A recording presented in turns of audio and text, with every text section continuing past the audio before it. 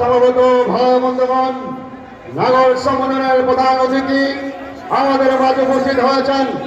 ইসলামী আন্দোলন বাংলাদেশ ঢাকা মহানগর উত্তরের পক্ষ থেকে আন্তরিক মোবারকবাদ জানাচ্ছি। সমবেত ভাই বন্ধুগণ, ইসলামী আন্দোলন বাংলাদেশ ঢাকা মহানগর উত্তরে নগর সম্মেলন 2025-এর এই পর্যায়ে গুরুত্বপূর্ণ বক্তব্য রাখবেন